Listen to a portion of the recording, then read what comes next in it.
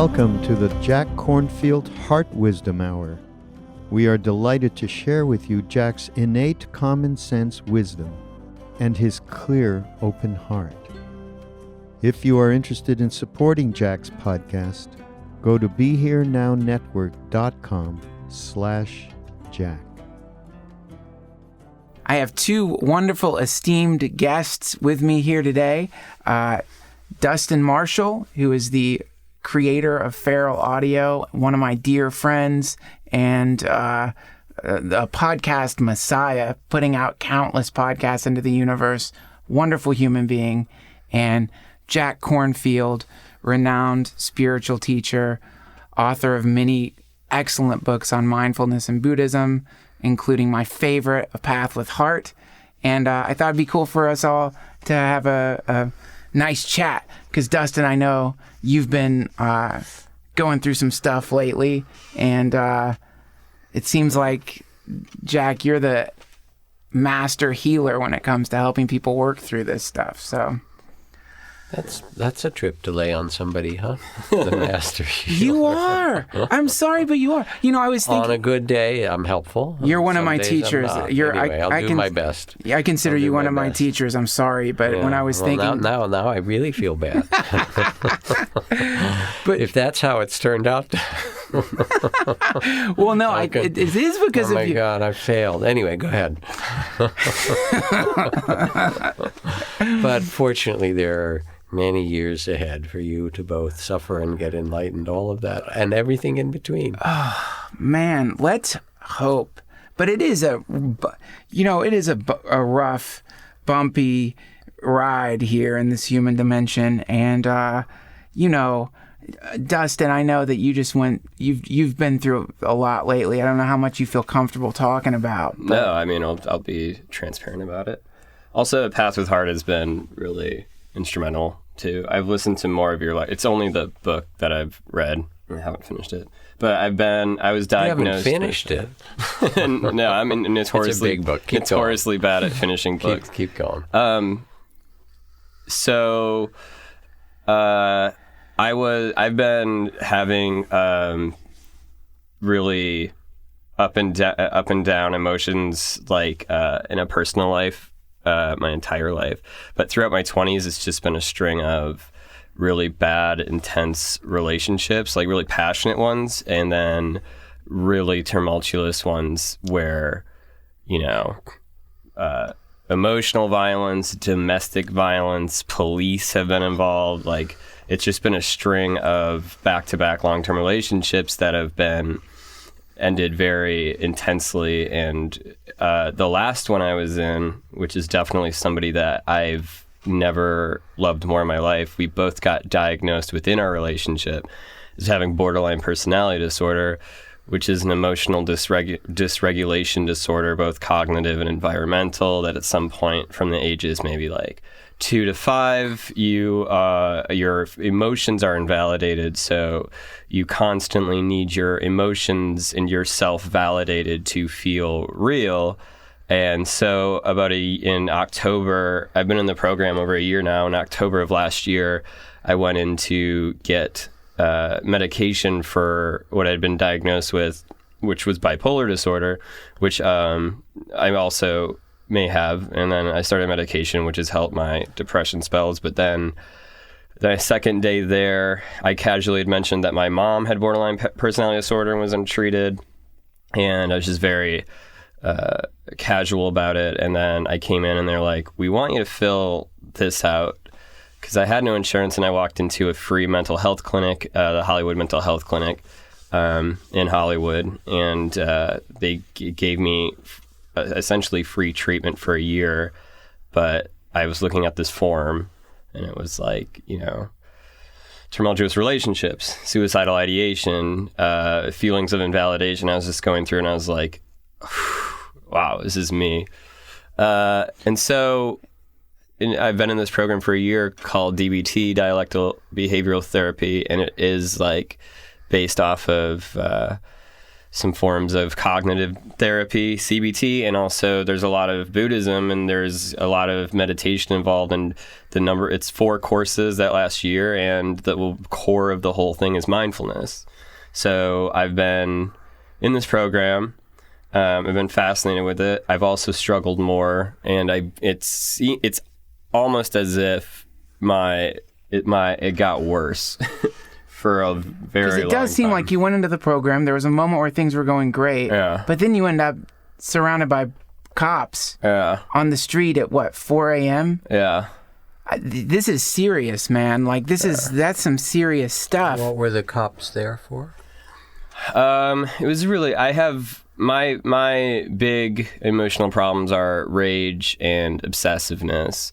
And I was with somebody who was clearly done with this relationship, and I was struggling to what I perceived as maintaining it or saving it. Was really, beating a dead horse and crushing it and making my own problems worse. And although the reasons happened that were, because I also get in relationships with people who are capable of really hurting me, and I seemingly get off on that or enjoy that. He wouldn't leave his girlfriend. The answer is he wouldn't leave his girlfriend's front steps or something. He knocked and on then she called the cops. Yes. To say this guy is stalking me or whatever. That's right. It was not necessarily, but she had done it in a bit where she knew she was safe, but she disappeared. She'd only come home at 2 a.m. She was ignoring me, so the only way I could get my medicine, which was stimulated by her, whether she was mad at me or not, which made me feel valid and real because she was looking at me, angry at me or talking to me. I sat on her step and I pleaded for her to talk to me, which she refused to say a word, and then went inside. I stood outside her door and I was like, you have my stuff, please. 2 years together, 2 years, and you won't talk to me. 2 years, at least tell me to my face. And then next thing I knew, LAPD opened up the apartment building door, threw me against the wall, handcuffed me, brought me outside, put me over the car, and I was up laying over the back of a cop car, and then another cop and just set my stuff next to me. And then eventually they let me go. Because she did it for personal reasons, but she also did it to kind of embarrass me. And then as I walked, maybe so that you would really finish it.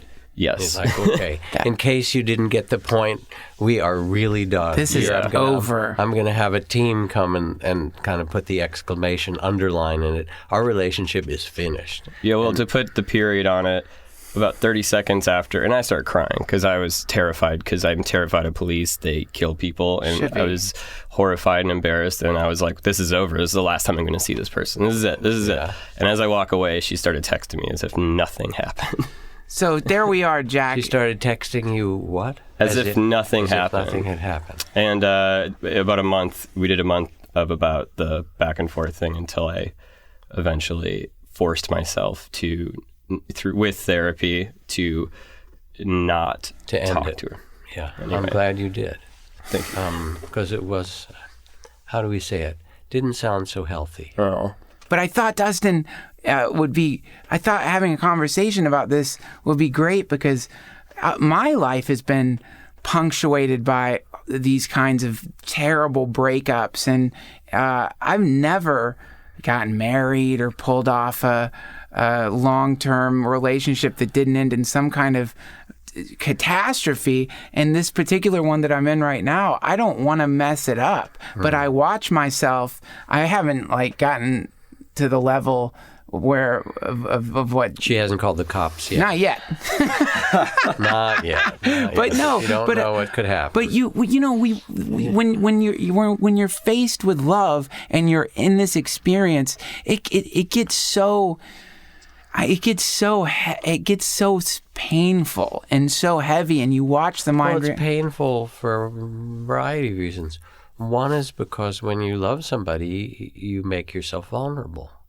You open yourself to them, and so that allows the pain to come in. But if you didn't open, then the love wouldn't be there either. That's part of what makes love so beautiful and also scary for us. And then the other thing that happens, which I know well from my own history, is that you bring to the relationship, as you get close and tender and vulnerable and so forth, the fears and the traumas and the history from early on in your life, all the stuff that's unresolved, and some of it may never be resolved exactly in this life, those all get triggered. So when I came back from living as a Buddhist monk in the monastery, and I was in this very peaceful, equanimous place, very still, very mindful, and then I got into a relationship with this woman. First relationship I'd had in some years because I'd been celibate. And whoopee, first we had a great time. Oh, I'm not celibate anymore. We can make love. We can have wonderful food. We can do all the sensual pleasures of the world. But then all my old habits came back. I thought, oh, okay, I've been in the monastery. It's all gone. And they were like old clothes in the closet. The minute I returned home, they leapt out of the closet, and my neediness, my loneliness, my fear of being abandoned, stuff from my childhood, my own unworthiness. Woohoo, it all came on and said, here, try this on again. It fits really well. You know these. Right. And I started reenacting all that stuff again. Only the horror of it, which is why I think the things got worse for you. The horror of it was that now I could see it more clearly. Before it was all just unconscious. Right. And now I was like in it, and it was happening. And there's some way in which I actually needed to see it and feel it as it was happening, with a different consciousness than just the unconscious replay of times before. Right. So it was equally painful. It really hurt the heart. And then when I look, really what hurt was underneath the struggles and the anger and the fear and so forth was that very deep place of shame and feeling like I'm not lovable. Yeah. And that's the place that hurts the most, and I believed that about myself in some way for a long, long time. Is it gone now, that? Yes, it's gone. How's that? Hope. Cool. There's hope. I really identify with that. Also, in A Path with Heart, you do talk about fears of abandonment. Yeah. And I was like, I don't know. In some weird, I was personalizing it because I was putting it through the own prism of my mind. But I was like, is he BPD too, or does he understand DBT? There's a lot of stuff in there that was very poignant, and also poignant to this therapy that I'm in. And you were talking beforehand about Marsha Linehan. I don't know if you know her personally. I do. Wow. She did a lot of Zen practice as well, and she's a really innovative and wonderful psychologist. She's sort of the Jesus Christ of all this stuff, as I'm putting that spin on it. But I'll tell her that name. I'll pet her ego.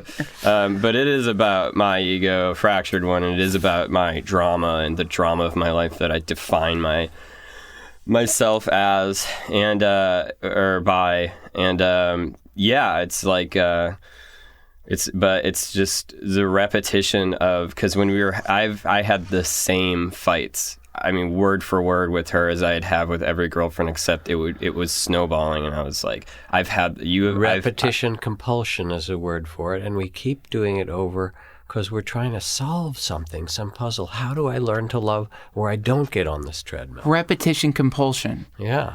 Yeah, right. You just keep doing it, and you do it because there's some longing to make a connection and to do it right. So it's not like it's a horrible thing. It's trying to figure out how to do it, and you haven't figured out how to do it yet, right? I mean, but what if the repetition compulsion is like behavior patterns that are completely unacceptable? What if the repetition compulsion is... Well, I'm not suggesting that you continue to do it. I'm talking about the inner drive that makes you do it again and again, and this stuff comes out. It's like a broken machine. It's like a thing that just is stuttering. But then there's a moment in DBT, you're learning it because the program is based in part, as you say, on mindfulness. The Dalai Lama puts it this way. He says, you notice, these thoughts do not have my best interest in mind. And you start to become the witness of your own catastrophe of a Yes. life, Yes. really. And you have a little bit of humor, which helps, and you say, oh my God, I could write some really bad poetry and some country western songs right now about this stuff, and because you have that little gap of witness and saying, well, I'm really in it. Even having a diagnosis, weird though it is, and it may not be completely accurate because we're not that, but it's a part of us, kind of gives you a handle and say, all right, well, what is this structure like in consciousness? Right. The structure of bipolar, or the structure of, which is partly genetic and partly hormonal and who knows what else, and historical, or the structure of borderline, or what is that like in consciousness? And there's a part of you that becomes interested and say, all right, I suffer tremendously from this, but it's not the end of the story, because the moment that you signed up for that or you start to do it, this other part of you that's already awake starts to say, let me look at this game, let me see. And little by little, not quickly, you begin to face the traumas and the fears and the loneliness and the lack of self-worth that's under there, feeling like you're just a piece of crap or whatever, and unlovable, in a way with this witnessing that brings in some tenderness, that brings in some compassion. Because mindfulness really is loving awareness. It's not just being aware, but it's letting that awareness be steeped in some way in kindness or love, and go, yeah, not only do I feel this way, but on this very day in America, there are 1.2573 million other young men who've just been dumped by their girlfriends or whatever. It'd be way higher than that, right? Who feel, but this very day, who feel this stuff, Right. And this is part of trying to work out what it means to love myself and then find a healthy relationship. And these thoughts, as the Dalai Lama says, don't have the best interest. Maybe there's some wiser thoughts. Maybe there's some care. And part of what changed me, yes, meditation helped and good therapy helped, as you're getting. And also being loved, being in a relationship with someone, even for a time, where they could put their hand on my heart, as I do, and say, you're really lovable. I love you. And I go, really? And it wasn't just, I'll love you for this week or this month, whether the relationship lasts or not, but there was some way in which I felt really seen. I felt seen in therapy and loved. And I think it's what Ram Dass does. People go to Hawaii to these retreats that you and I have shared, Duncan, and they leave drunk with love. Yep. And Ram Dass does what in India is called the glance of mercy from a guru. He looks at people and he loves them so much, and he gets to know them, and he still loves you, Duncan, and he still loves me, Jack. Right. He just loves you anyway, and you go, but I'm so flawed, and I'm so messed up. And he says, I don't see the flaws. You're beautiful to me. And there's a kind of love that happens that people leave there with this, like a changed expression, like they're newborn in some amazing way. Right. Because they've gotten the love that they've been longing for their whole life. And all these ways is really about how we can do that for ourselves and how we get it from others. How do you do it minus the loving girlfriend? Or the retreat, or how do you do it when you're sitting in your apartment completely alone with roaches crawling on the floor and beer cans scattered everywhere, and you're listening to this podcast and thinking to yourself, great, Ram Dass, okay, well, that's never going to happen. I'm not going to Hawaii. You guys are getting to hang out with Jack Kornfield. Jack Kornfield became a monk. What about the people who don't have access in this way that you're talking about? Where do they find the gaze of compassion from the guru? It's all around, actually, but you have to start small. You start by getting up and say, I'm going to change the channel just as an experiment. I'm in despair and lost and I feel unlovable. First thing I think I'm going to do is pick up the beer cans and dump out the ashtrays and actually make a little bit of a clean space around me physically. And there's a kind of extraordinary thing that happens when you do that. In the monastery, one of the things that we had to do was sweep the paths in the jungles and the forests. We had these little paths going to our huts. And I came to love sweeping because there was something about, you knew by the next afternoon that all the path would be covered with leaves because you're in a jungle, in a forest. But there was something about making this beautiful clearing in which outwardly it somehow represented that you could start anew. And the beautiful thing is it's never too late to start again. Exactly where you are, whoever is listening, this is the moment where you can actually begin again if you want to. And you have to sort of wrestle yourself up from the demons that have their talons in you and saying you're no good and nothing will change. And you say, thank you for your opinion. I know you're a state of consciousness. I appreciate your point of view. But apparently there is more to human incarnation than just your perspective. And you empty the ashtrays and you sweep the floor and maybe even you put in a wash or something like that in clean sheets. And then you say, not only am I going to listen to this podcast, I'm going to take a walk. I might even go to the local yoga studio and stretch because it's good for my body. I might actually get something decent to eat. Then I think I'll watch a movie or listen to a podcast or something that gives some other perspective. And it doesn't have to be, some grim duty about it. It can be playful. What makes you laugh? What touches you? There are things that heal your heart. Right. And then you look and you say, yeah, but the world is so much a mess. How can anybody not feel this?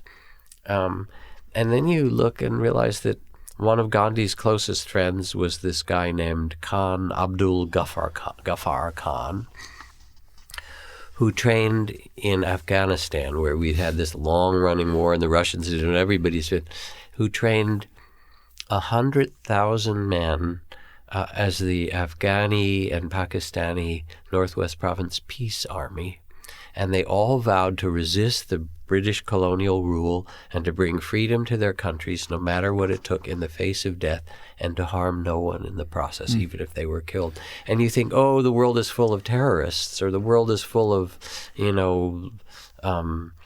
thieves or greed or hatred, and there certainly is plenty of that. But here, it completely reverses your imagination, and you start to see here's 100,000 of these, Afghanis with tremendous dignity and beauty saying, we can live in a completely different way. And They did. Many died and faced with prison and so forth. You get up and you say, let me see what other channels are out here. And then you avail yourself little by little with the very things that nourish your heart, because you deserve the nourishment. You're a human being, and every child that comes in is supposed to be held and supposed to be loved. You may not have gotten it much, but there was a moment you got it, and that is in there. And that's the part that longs for love. It's why you get in those relationships. You get in them because you want to love and be loved. And you say, all right, let me start anew today. Can I... I guess in complete transparency, too, while I'm in this room, because outside of this, I'm kind of a little terrified of this, and both of you. I respect you guys so much. So I think, but I actually do, while I'm here, want to, that another thing with BPD is there's a lot of times no ceiling on emotions. There's your logical mind and your emotional mind, and what they call in mindfulness practice in the course is wise mind, which is really not, which is finding that in the moment, not just when you're not in it, just in the moment being able to control yourself outwardly and interpersonally. But so the next day from that event, it was so over emotionally stimulating, and I had been going through this breakup for 2 months, and I can't describe the filth I was living in and how I was not cleaning and how I was not taking care of my cats and how really ugly it had gotten. And so part of my BPD is what I wouldn't describe as suicidal attempts, but suicidal behavior. Mm-hmm. So the next day I had decided that I was going to kill myself. I sent Duncan a text and I said, I love you, vaguely. And then that Is that night... what it said? I love you, vaguely? No. I love you. I did it vaguely. But I just wanted to, so that night I made this big drama I'm not romanticizing this for people listening. It was very ugly, and I'm ashamed of it. But in the moment, I was very romanticizing it, and I was whirling through the day like, this is the last time I'm going to look at the sky. This is the last time I'm going to see my cats. I poured all the cat food in the bowl, gave them a huge bowl of water so they would be able to eat for days. I taped my front keys to my door. I didn't write a note. Jesus. I didn't do anything. And I had this noose that I tied that I just had in my closet because because anytime you're on WikiHow figuring out how to tie a noose, you should definitely talk to your therapist about it. Yeah. But so it was just sitting in there. I got this bottle of vodka, and I went to I have this beautiful rooftop, and you can see downtown LA, the W Hotel, all the Hollywood sign. And I was up there just having this like moment. I didn't put on music, and I had put this noose around my neck. And this wasn't an attempt, this was practicing. So I looked over the side of the building, and I was like, oh, if I do this and it snaps, I'll just break my legs and I'll survive if I do it here.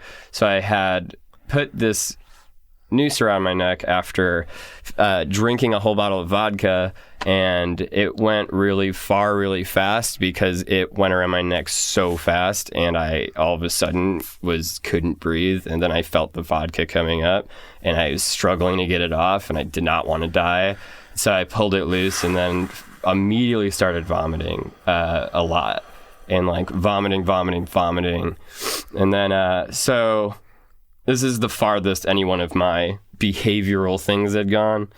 And so I laid there, but I can't express like how cathartic it was. Because not only are they getting in these relationships and doing these behaviorals like my cutting, as some people do, they cut themselves to control their pain.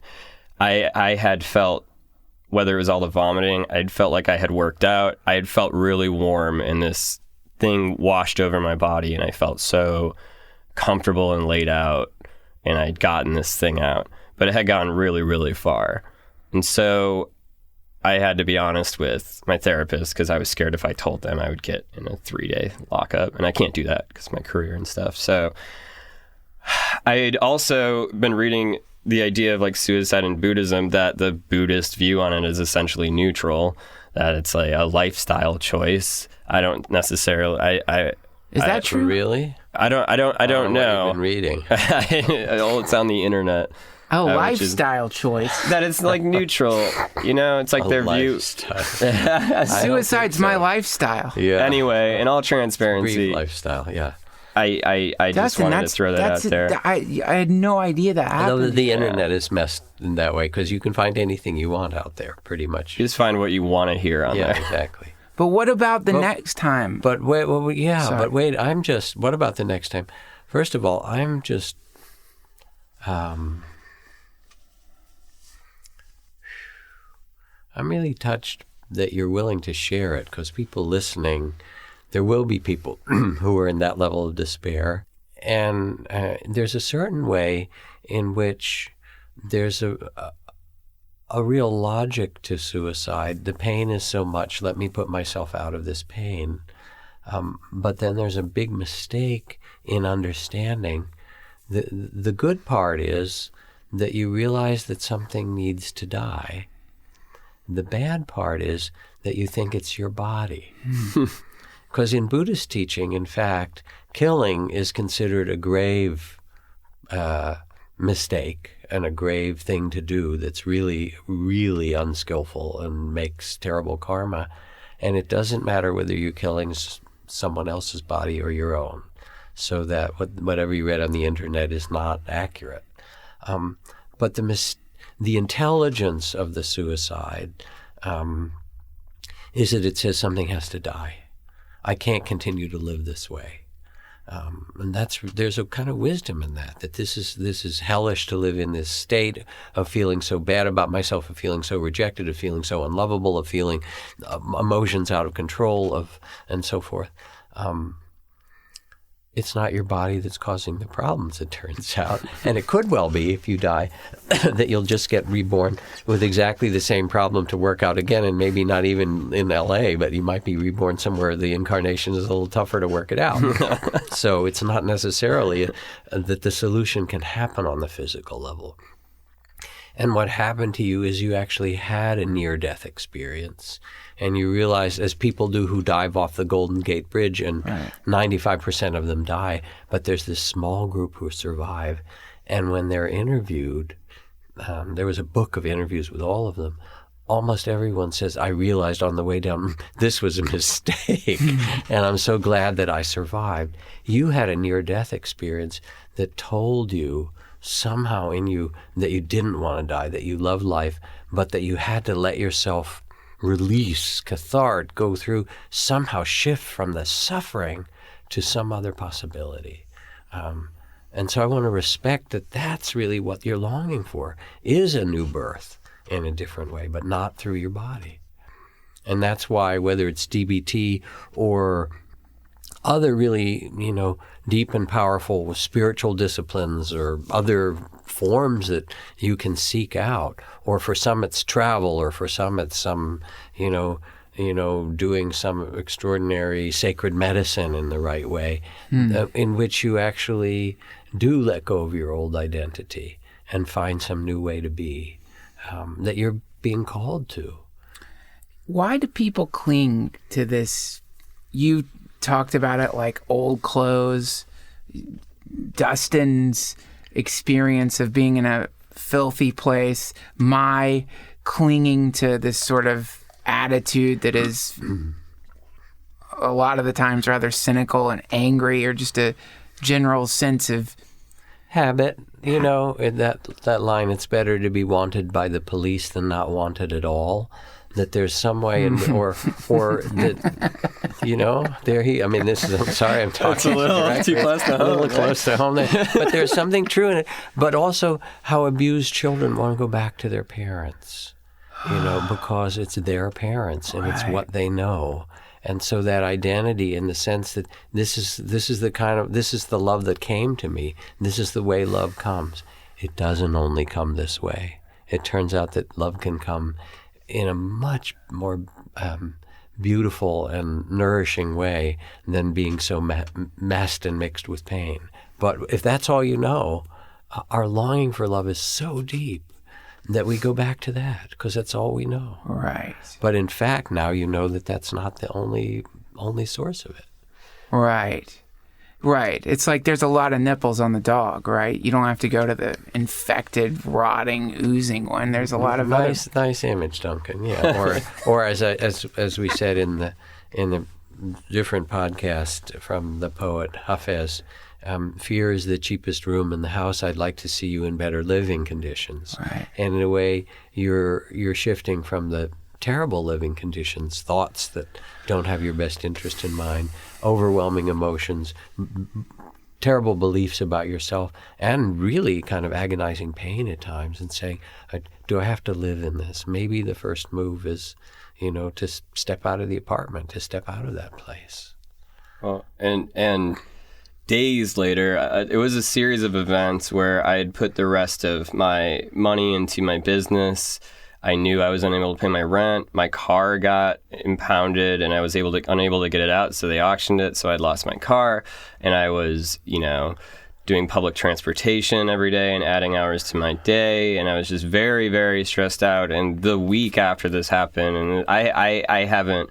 The only time I've actually talked about this was on Noah Lambert's podcast he just put out on MindPod. I just sort of briefly talked about this, but that week after, I had a very, very good friend of mine who has gone through far more tragedy this year, and we had reconnected through that, and all of a sudden something happened where I had never started dating a good friend of mine, but we started being very kind to each other and romantic, and for about a month we've been seeing each other, and it is like seemingly very healthy, and we're being very responsible about it. Also, I work at this place called Starburns, which has taken care of me for a year and is a dream job. And all of a sudden the door opened and they said, we want to make you an associate producer of this company. And they tripled my salary, and they had no idea I was broke or anything was going on. And that it happened in days. And had I seen like what was ahead of me, had I seen like what was about to happen, like I never would have even considered that. 'Cause although I am in a place where I feel like a lot of this is very meaningless, and a lot of this is just repetition, whether it's like the repetition of time happening over and over, and I'm doing these same things over and over and over again infinitely through all these different lifetimes, or whether I'm recreating it for myself. Like all of a sudden there's these little things on the path that started making me feel a little more connected to my spirituality, which I had totally like been ignoring or not listening to.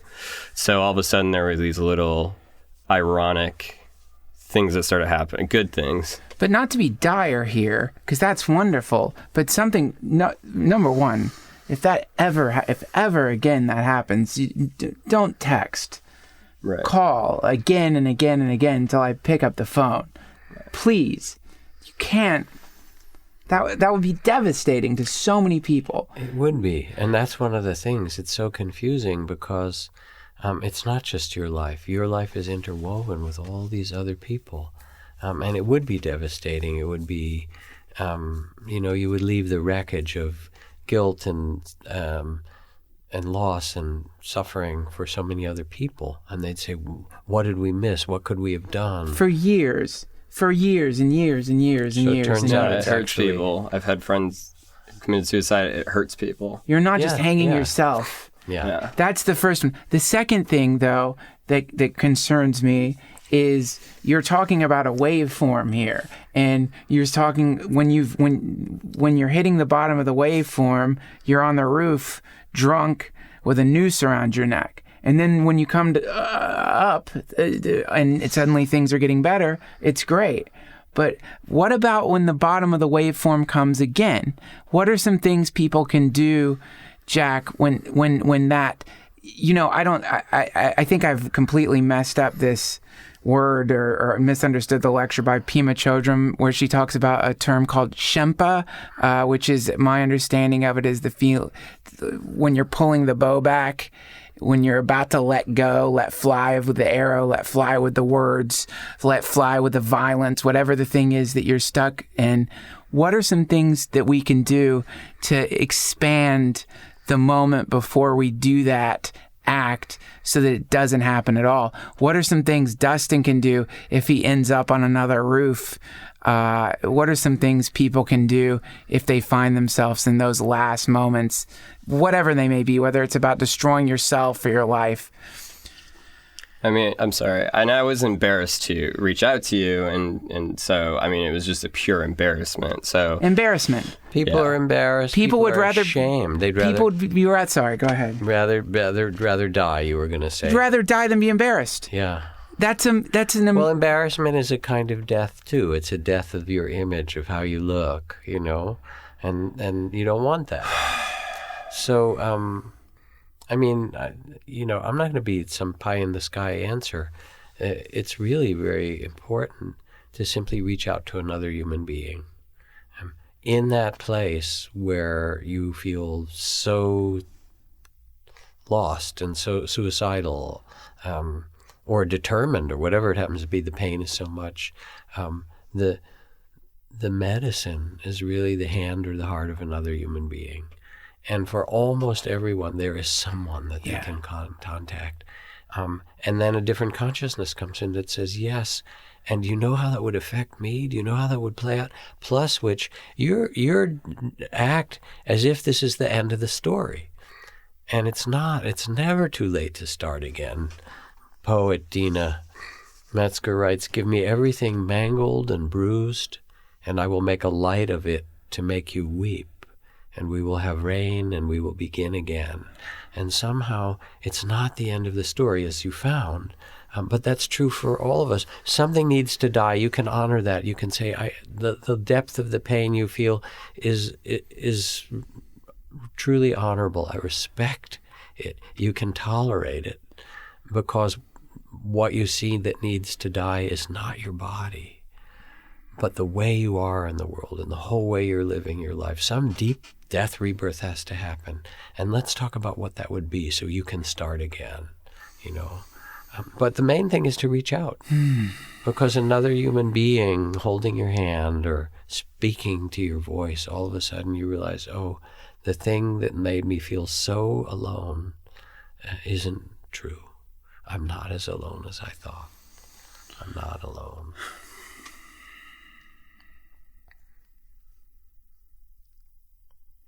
Thank you, Jack. You're welcome. Thank you, Dustin, so much for opening up about that. Thank you guys so much. And yeah, you guys, listen to that. I'll post on the comment section of this website suicide hotline numbers. Call somebody. Don't text. 800-273-TALK. Because even when my mom attempted it and I was trying to maintain it, it's all where a lot of numbers you call are just send you to local dispatchers who really who really don't take it seriously. I think 1-800-273-TALK. They're on Twitter. Guaranteed there's some kind of like morning radio show that has that same number. It seems like a morning radio. It's depressed people. I'm pretty sure that's it. But it's all survivors and professionals. But yeah. Thank you, Dustin. Thanks for opening up about that. For the honesty of it and the gift to people that there actually are other people who've lived through what they have. And it's a chapter in the story of something that can start a whole new life in a new way that's ahead, and you simply don't know. And you're here for a purpose. The world wants you here or it wouldn't put you here. It even approves of you. Otherwise, you wouldn't still be here. Duncan, you're approved of. Thank you, Jack. Yeah, well, and you obviously the universe approves. Thank you so much, you guys. Thank you. Hare Krishna.